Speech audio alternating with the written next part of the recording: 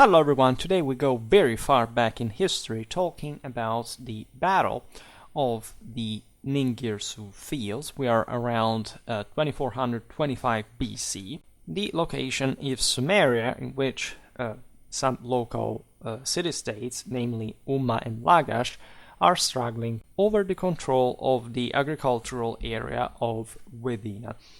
We will not actually analyze much from a tactical point of view, at least specifically referred to the battle, because we have, as you can understand, a very scarce evidence in the first place. There is something that, together, however, with what we broadly know about Sumerian warfare, like for the entirety of its military history, and mostly from an iconographic point of view, because in fact the written sources do not assist us more than much, or at least we know that these battles were fought at some point, but the tactical details are scarce.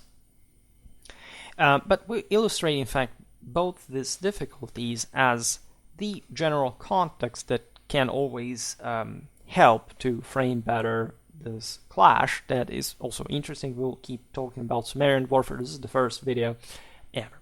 All right, so let's start from properly the protagonists, the areas, and sort of the broader meaning of the conflict that brought to the clash on the fields of Ninĝirsu. So we have the death of Ennatum. That was the third king of the first dynasty of the city of Lagash. It was an ancient city-state, in fact, located northwest of the junction of the Euphrates and the Tigris rivers. Umma and Lagash were essentially mostly on the Tigris side, especially Lagash was basically on it. We are looking at essentially east of Uruk, that, as you know, today is known as Varka, the city located, in fact, east of the present bed, at least of the Euphrates River, because this also changed across the millennia, as you understand, on the dried-up channel, dried-up ancient channel of the Euphrates. And this also is, of course, located close to Ur, some 100 kilometers actually, as well as Nippur, basically the same distance, and a few tens of kilometers from southeast of the ancient Larsa. All right, and it's essentially just 30 kilometers east of modern Samava, that is Al-Mutanna in Iraq. Right. Also, Ur, as you know, these are very recurrent names. Ur was, to say the least, important Sumerian city-state located at the site of modern Tel El Mukayyar in South Iraq's Vikar governorate. And although once the city was actually a coastal one near the mouth of the Euphrates on the Persian Gulf down south, the coastline itself would shift, and the city is now well inland on the south bank of the Euphrates, something like 10 miles from Nasiriyah in modern-day Iraq, and the city dates as far back as the Ubayyid period, that is 3800 BC, circa, and it's written in history as a city-state from the 26th century BC.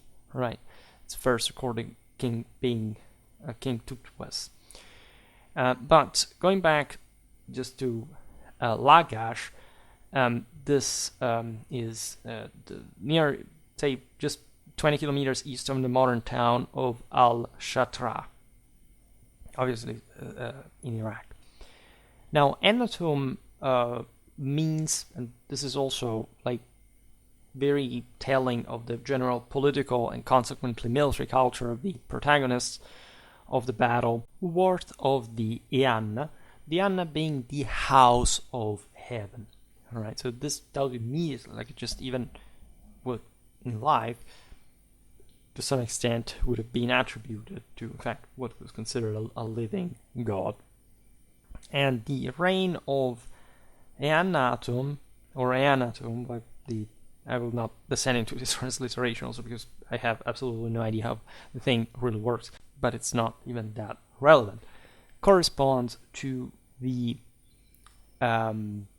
apogee of the first dynasty of Lagash. Right.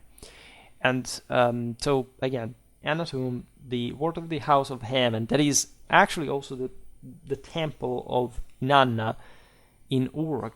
Right, so we can't descend in the religious details of Sumer either, but we're talking about very specific references in the possibility, of course, of divinity being on Earth, which, of course, is a bit like the entire traditional narrative, eventual distancing from the same. So this was sovereign of Lagash that had already had to cope with the harassment of the neighboring city-state of Umma, that is close to the current al-Akarib, right in the same Dikar province in Iraq. On the Sumerian and Akkadian names, like scholars, I think, still disagree. And I think that recently Umma was identified with the site of Tel Yoka, that is, say, less than 7 kilometers northwest, where it had initially been spotted. The reason why Umma was keeping to harass Lagash was, as we were saying in the beginning, acquiring the control of the Goedina field. This territory was very wide and fertile, right? Located close to the ancient holy city of Girsu. That, of course, like it's connected with the name of the god, right? Actually, we should point this out first. That name Ninĝirsu stems from lordship. So Nin means lord, actually, and Girsu is the deity. So this lordship extended, in fact, over this northwestern territory compared to Lagash geographically. And Girsu was male god of the city of Girsu, the god of spring, thunder, rainstorms, and floods, right? But also of plowing, was connected, in fact, with the fertility of this area. In Neo-Sumerian times, later compared to this, he is called the son of Enlil and Ninur-Saga, and it shares also numerous traits with Nimurta. And it's connected both with war, a bit like the Heavenly Father, and the same vegetation, though, so the aspects of fertility, of insemination from the sky. And it is known especially thanks to the celebrative hymn that was composed for the inauguration of his own temple in Lagash towards, in fact, the end of the 3rd millennium BC. So Goedina was located at the border between Lagash and Umma. Unavoidably, it would become a battleground between the two. And the conflict between the two cities lasted more than a century, was really based on the control of the Goedina. And it's really emblematic in itself, the situation existing in Mesopotamia at the end of the Protodynastic period. So we are essentially in these centuries.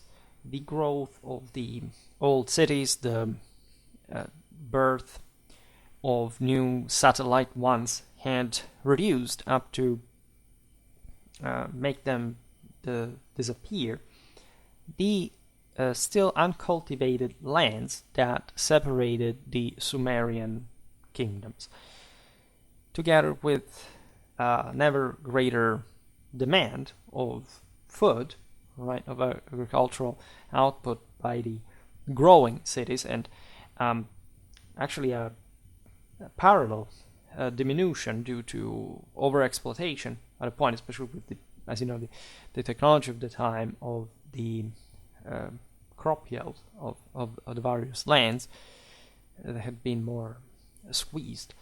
A series of actually long-lasting wars would start, also due to the substantial parity in the military power of the cities clashing against one another. Right, we are at the beginning of what we call civilization, and as such, actually these polities are coagulating, as we've seen just at the beginning, without even entering in contact, and then before even being able to take out one another, other than, say, crippling them to raids or whatever that could happen. Like, it was a great instability in all these polities. In many ways, we think them of cities, of course, but like the boundaries here in terms of personal, private authority, especially if you're a god, right, are quite blurred. Right, the city is just like an accident of the fall, if you want, a patch that you put to sort of become a bit more secure, rather than investing so directly into a one-to-one clash. And to complicate, in fact, these conflicts, there were also increasingly religious reasons, right? How these powers were formed in their, say, in fact, fallen identity, and so the corresponding religious trait, that divine power that they embodied. The territory of the Gedina, so that in this case, the sacred citadel of Ninĝirsu that was erected in the territory of Lagash was believed probably to be the seat of the god Lord Ninĝirsu, the patron of Lagash, right? And Umma being here instead on the offensive, trying to acquire the Gedina, that in various inscriptions is defined properly the land that Ninĝirsu loves, right? The land that Lord Ninĝirsu loves, right? And that as such, however, goes to he who deserves that the most, right? And there are also some sort of more political and infrastructural, even governmental issues here, because Umma was invested at this point not just in harassing Lagash, but also in diverting the water supply of the fields and of the Gedina, and leaving unpaid the tax imposed by Eannatum consequently. So really an important damage that really molds the same territory, and that is of course intended from the side of Umma also as a divine power. Eventually, Ur-Lumma, the Ensi of Umma, we'll see what these things mean, led a combined army of Ummaites and allies, possibly as far as from Mari, into this disputed territory. And the result was also the destruction of the shrines and stelae that had been erected by Eannatum, so challenging his divine power directly. Ur-Lumma's father was the king Anakalle, who had been defeated actually by Eannatum of Lagash back in the day.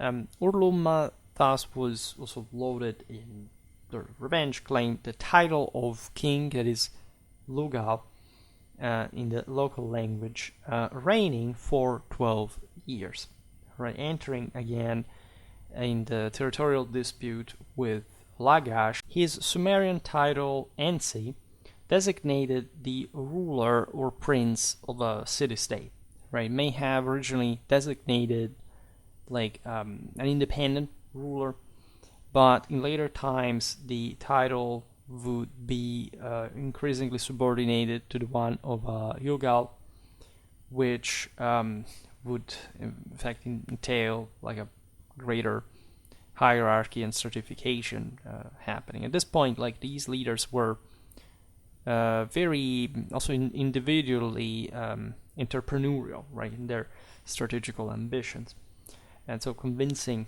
the communities of the worthiness of the host, like under their personal guidance, was a big deal. And we see that the range here geographically began to increase because the Umayyad allies may have included the important Mesopotamian city of Mari, contemporary of Uruk, and founded back in the 4th millennium BC. One of the first settlements the era, probably even in the 5th. Mari is located 11 kilometers northwest of Abu Karnal on the Euphrates River west bank. We are in Syria, modern-day Syria, some 120 kilometers southeast of Deir ez-Zor, right? And this Mari flourished especially between, say, the beginning of the 3rd millennium BC and, let's say, the 18th century BC, right? They essentially exploited the demand of raw materials coming from the north, were more tumultuous areas, right? The south, Mesopotamia, was, of course, richer. There was a high priority also in controlling and securing the trade routes, right? Mari had pretty much like the crucial role, control of Euphrates, right, for the traffic with the north. Also a good location for the control of the caravans coming from west and east. So you understand how they would be involved so fairly well abroad, right, depending on the situation. The army of Lagash thus was set forth against the invaders. After the Umayyads and their allies destroyed the shrines and the stelae erected by Annathum, the army of Lagash, as a response, set forth, led by Entemena, who was the son of Annathum the first, who essentially would fight the invaders, in fact, on the very lands farmed by the temple of Ninĝirsu. This location was the topical, focal, and fatal point of it all. And I know it sounds lame as far as at least the habituation we developed to very detailed tactical accounts in other times in history, some of which may seem scarce, but are overly flawed in comparison to this, because all we know is just that Umma was again defeated. This was an enormous victory because, as we've seen, Ur-Lumma had back in the day managed to vanquish Entemena's father, Annathum, briefly occupying the same Lagash. Right, eventually he had, say, just there was a raid, right, and so there was like a shame, like to avenge with blood, and this was the case. Also because we know at least a little detail that actually is a big deal, like overall, especially for the times, and as we will explain now, Sumerian tactics, like everything, it will make more sense. Ur-Lumma's elite chariot squadron of 60 teams was trapped on the bank of the Lumma-Girnunta canal and was wiped out, right? So there was something very, say, boxed in his position because of these canals, and so these early civilization infrastructures that still could make the battlefield, literally, in this case. And apparently 5 burial mounds were raised over the dead Umayyads, right? This also led to the fall of Ur-Lumma. It was replaced by his nephew Li, that was essentially a priest king, who would also later attack Lagash, but was again defeated by the same Entemena. So this guy was definitely blessed by the Lord Girsu. Entemena or Enmetena, by the way, again, there are different transliterations, and we're not even completely sure, of course, which one the sure is.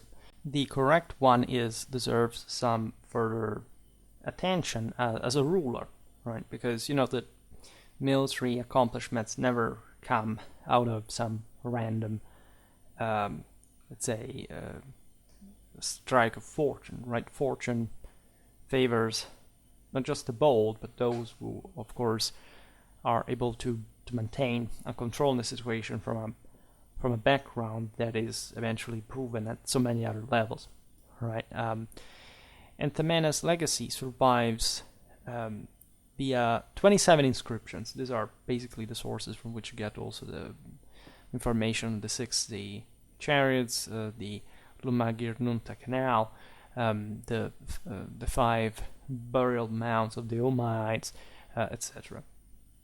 And Temena's inscriptions tell us of a great renovation project, essentially, new buildings and events occurring during his reign. He did work on the ancient Antazura, the Eninu of Ninĝirsu. He completed the renovation of the Dugu temple that had begun under his father, so the defeat at the hand of the Umayyads had in part interrupted this. Consider that the surplus, as we said, was quite stretched, and much of this wars was literally like saying who has the upper hand on that control. And Temena built temples to Gatumduk, the mother of Lagash, and to the aforementioned Ninur-Sag, as well as a weir on the Ur-Lumma canal that acquired a huge storage capacity. As a consequence, we do not know whether this work was accomplished before or after the battle, because at least the guy would evidently know well the terrain, but there may have been some tactical purpose for the infrastructure as well. In fact, we can imagine these buildings being all functional, not just to the communication, the commerce, but also they had minimal fortification, given all this instability around. So maybe he had also planned a trap, right, to cut the Umayyads' retreat in case of victory, channeling them into a closed terrain where he couldn't effectively maneuver. And Temena also made the unprecedented decision to introduce an Enlil cult into the Lagash state with the building of a temple that he called the Eabda, that was in fact the house of the father, which surely had a connection also with his own father. And so the actually we do not know much of a temple of Enlil in later Neo-Sumerian times, so we do not know whether the thing was to be long-lived in the first place, but he was definitely an important ruler, right? The Umma-Lagash frontier, by the way, wouldn't simply go silent. As we saw before, Ur-Lumma defeat in battle, to which he survived, tactically brought to his death at home. He was killed in his own state because he evidently was not considered fit enough, right, to continue the rule. In fact, the defeat was so hard for Umma that the city fell under the control of Zabalam, that was another Sumerian city, still located what is today's Iraqi governorate of the Khar. Zabalam was strategically located on the confluence of the old Uturgal and Ninagina canals, right? The god protector of the city was Inanna of Zabalam, right? And this, of course, was a problem because you start having like a city that at least manages to extend a control of some sort over another, right? Especially when this had sort of been weakened, and this again losing 60 chariots was a huge deal at a time in which these peoples were making, by the way, an enormous effort to field them in the first place. It's an enormous asset, incomparably expensive, astronomical ciphers for the time. were we to compare them to ours. And Temena was wise and successful in this as well, because he partially remedied by allying himself with Lugal-kinishe-dudu, that was the king of Uruk and Ur. Right, so here we're talking about some of the most powerful rulers in the area that were sort of like a bit more distance from Lagash, not to feel threatened, that accepted like actually that area to be well protected from the expansionism of Zabal. Right, Lugal-kinishe-dudu was the second ruler of the dynasty after of the city, after En Shakan Shahana, right? That the sources attribute also to a reign of 120 years, which is fascinating, especially in the traditional view that say those who had already fallen, had not degenerated enough, were actually living longer. His tutelary deity, that is Shul-Utula. We know Entenema reigned for 19 years, and he sort of brought this, say, personal deity with him. Now, the interesting aspect about this god is that it means, first of all, youngling shepherd in Sumerian, and it is thus connected with a bit of a wilder and sort of warlike, aggressive, offensive role, which is not really out there in, say, the battle of the Ninĝirsu fields, because it was mostly like a defensive one or counter-attack of some sort, but it may have had to do with a sort of more military bias of this ruler. In fact, Shul-Utula is not just the youngling shepherd and such, like this, say, renewed youth that fundamentally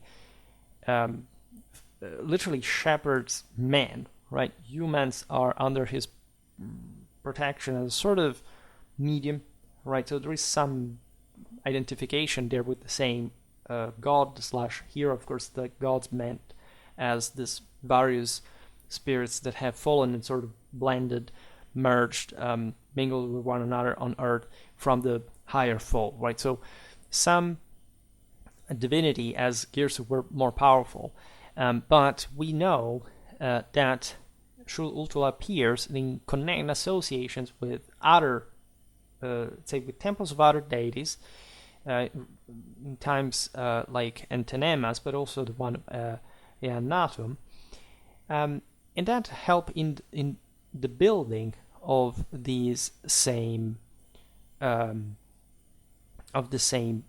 temples, essentially assisting the city, as if this had been an armed, youthful, like, leader that comforted with his command and protection, like the civil development of the main centers held by this also more so as an extension, even as an auxiliary of this more powerful gods, and doing so in the vest of a true governor, a true head of state, right? And Temena sort of fits this kind of this kind of archetype. Shul-Utula was also worshipped in Emma, that was essentially in Sumerian meaning the exalted house. This was a shrine of Nanshe, a Mesopotamian goddess located in Girsu. All right, and this shows you how Entenema divine alter ego was to these other important ones. Now, as we've seen, we do not know much about the battle in the first place. We never talked about Sumerian tactics, but we can sort of address it briefly. First of all, about the army size and organization, we can look at other, say, proto-dynastic Sumerian information that is admittedly pretty scarce, and assume that if the Ummites lost 60 chariots, which by scale may have been mirroring a quantity corresponding to the entirety of their actual cars, would have meant something like a pretty sizable army that we do not see at this point surpassing the 1,000. But that may have actually been, like most armies are 600, 700 strong. Sometimes we are told that royal household had several hundred warriors, which may be an exaggeration. And it all depends on how you translate, if you do it correctly, the original inscriptions, and say contextualizing the meaning as well. The time in history is one of the gradual adoption of chariotry.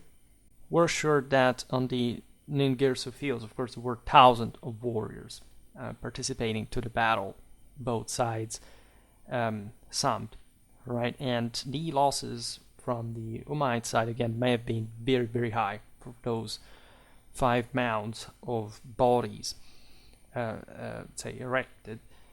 So we can't think the Umayyads paying in the hundreds of casualties, at least, right? We do not know much, as we were saying at the beginning, precisely about Sumerian battlefield tactics. There are vague hints provided by contemporary textual sources, and we are sort of better off with the artistical, like the iconographic ones, at least in the capacity of gleaning some generality about the type of troops that are, say, fairly well represented after all. So at this point in history, the chariot was developed, right, but it was not yet the main arm, right, as it would become during the course of the Bronze Age, right. And infantry had still, as a consequence, a greater importance. It seems that the main battle line of close order, so the heavy infantry, was preceded, understandably, by skirmishers armed with bows, slings, and javelins that would again screen the heavy infantry during the deployment. This would occur, not in the very well orderly fashion that would start developing, especially in the 2nd millennium BC.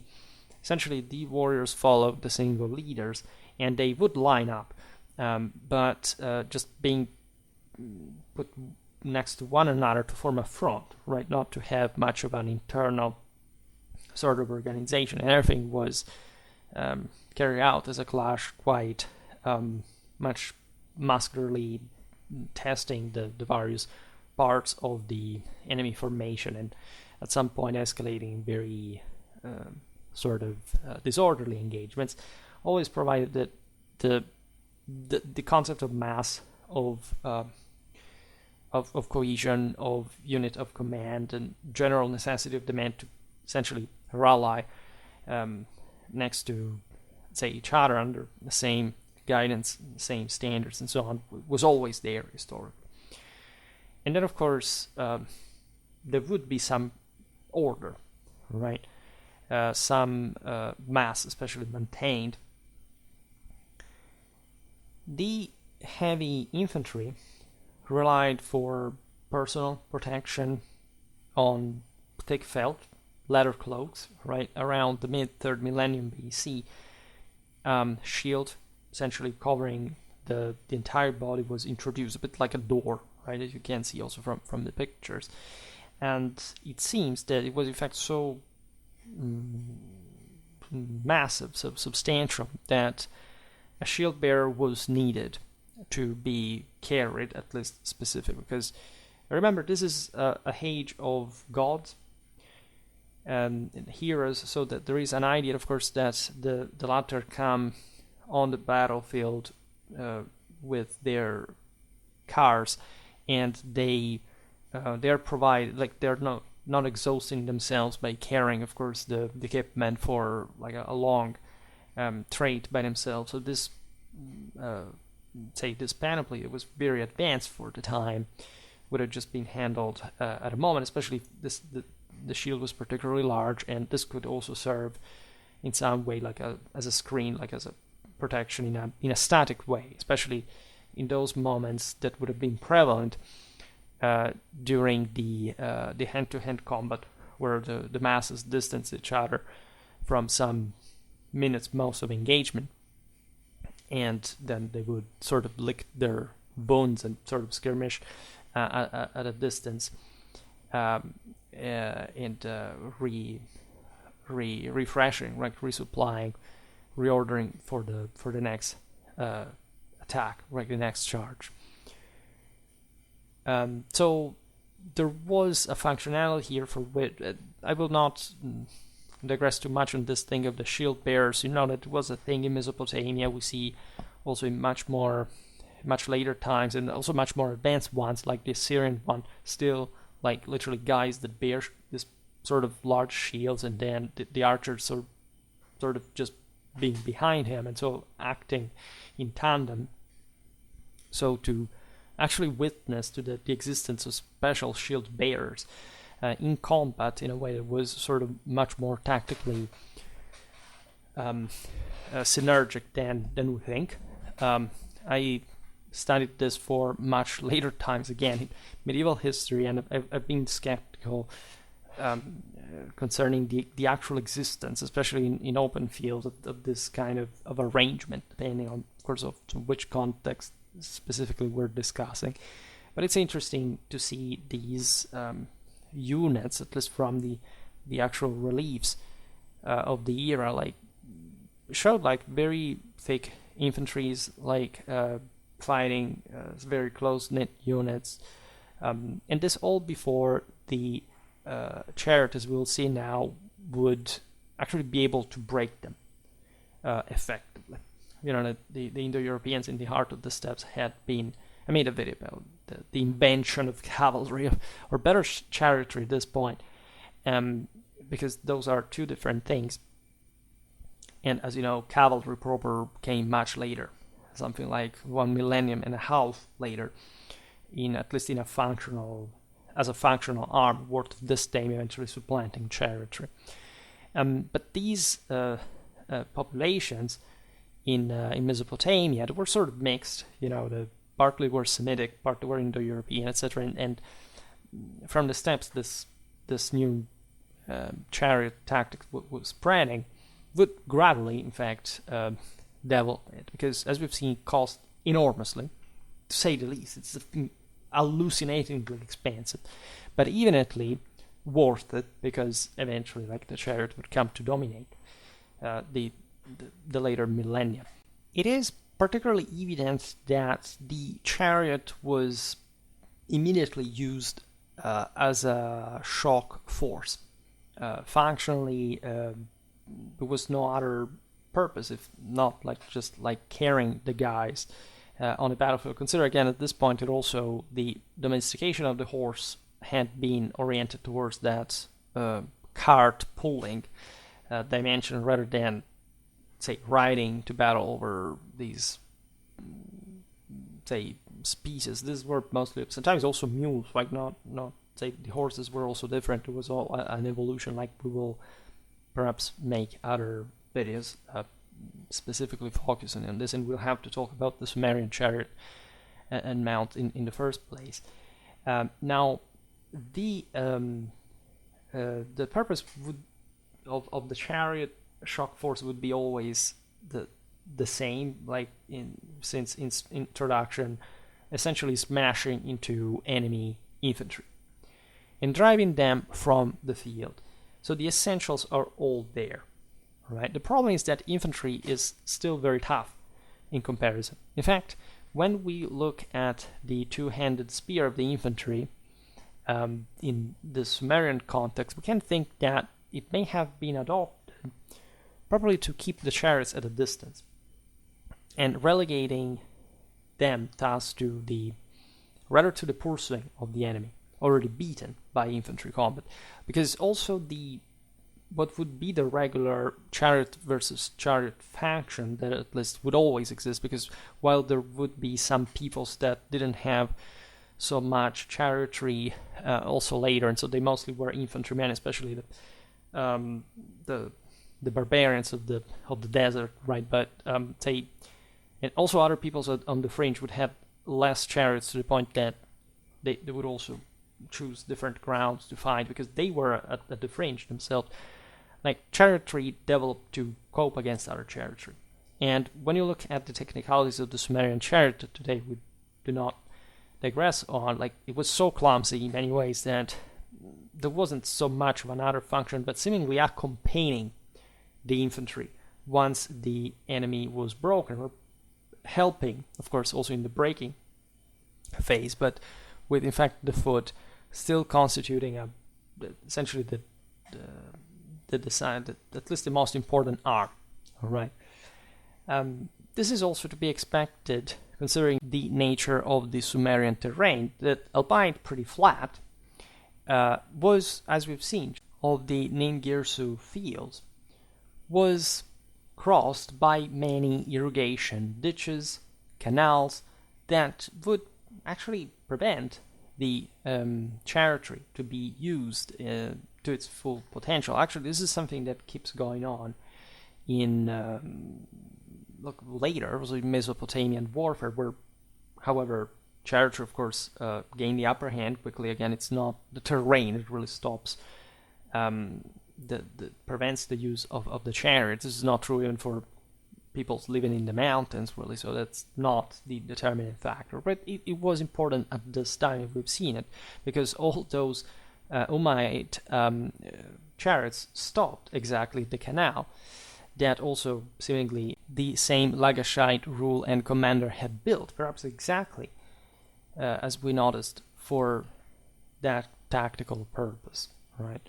Never confuse, again, like a flat land, just like the best place were to fight with infantry. Of course, it's not, again, decisively crossing out an arm or another, but I don't know, even, say, the Netherlands or the Po Valley, historically, like, you think, okay, they're flatlands, like that, where cavalry would actually have the upper hand necessarily, not if these areas are very advanced and they're very crossed by canals.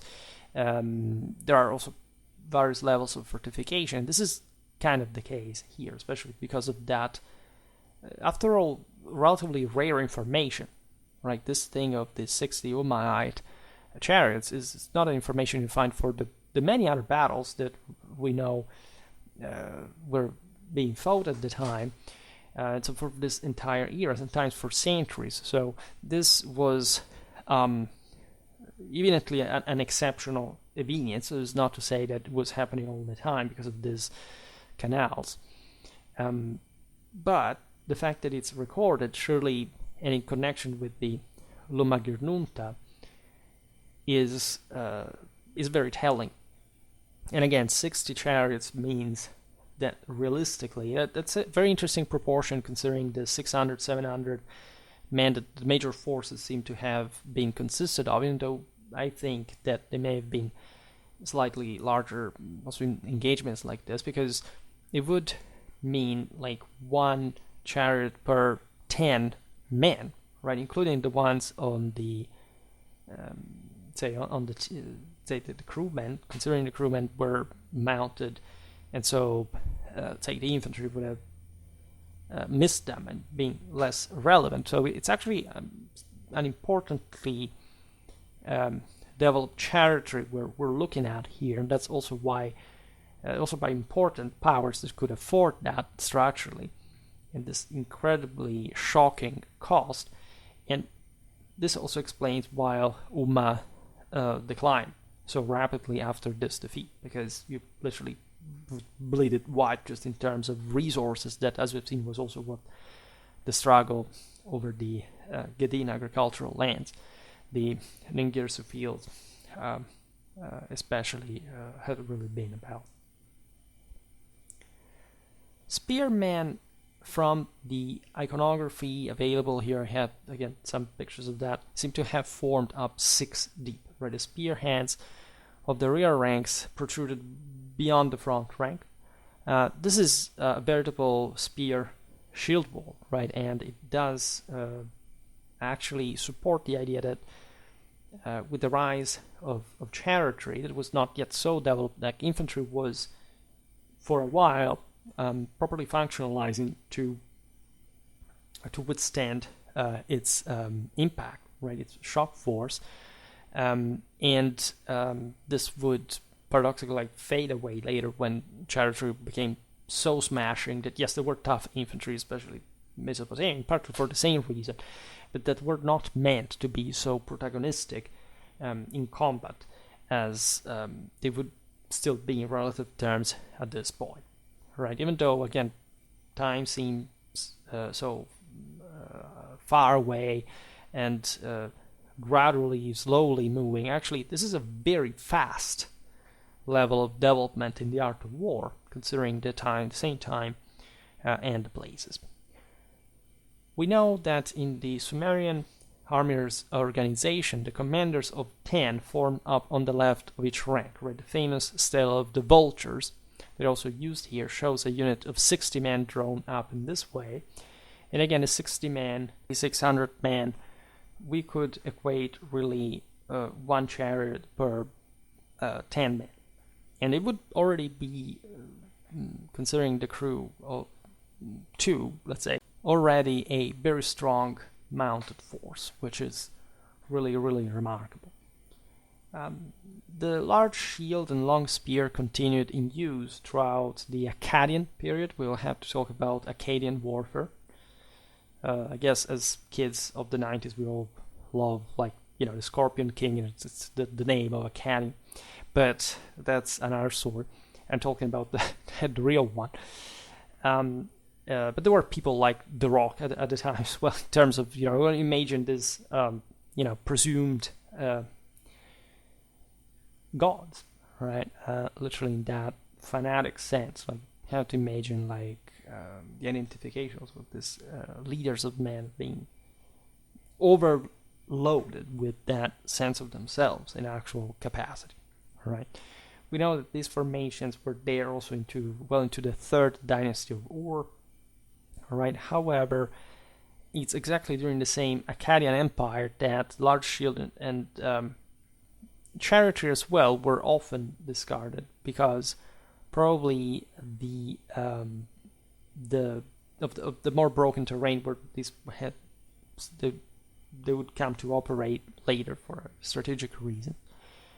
There's the victory stele of Narim Swen, for example, showing infantry with long spears but without shields, right? So, and in that case, advancing up to wooded mountain slopes, supported by archers. So that's another type of engagement. Still, say that the length of the spears is quite irrelevant. But let's say those wieldy shields would have been too cumbersome, it was too heavy, as we've seen, and it was mostly the cohesion of the spearmen that would make the defense, which would actually paradoxically increase for a while with still the gradual mounting up of, let's say, of chariotry shock force, the need of at least having units that were capable of putting some stand, especially on sort of more difficult terrain, where of course also the chariot would have had, especially in collective formations, like much more problems, right, to be employed. So I think that the Battle of the Ninĝirsu fields is actually very fascinating for the context, for the few that we know, in a sense. In fact, that is few, but that still falls again nicely into an harmonious picture from what we can reconstruct. We have started now talking about Sumerian warfare, of which I'm very glad, so we really go as far back in time as we can, and hopefully fill all the gaps in between. On the other extreme, we're talking more about contemporary warfare, so I'm really glad that we are spacing so much from one era to another.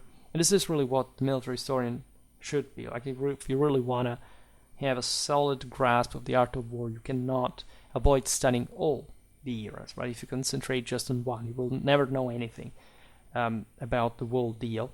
And unfortunately, many historians today are like this. So what I do on Schwerpunkt actually is very interesting for me, and I hope for you as well.